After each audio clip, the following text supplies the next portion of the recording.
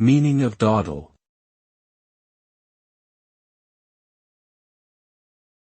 Dawdle.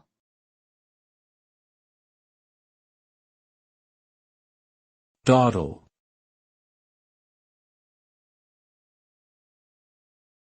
Dawdle.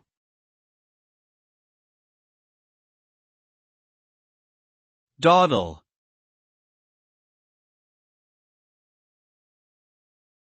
The word dawdle means to move slowly and idly, wasting time or being slow to finish a task.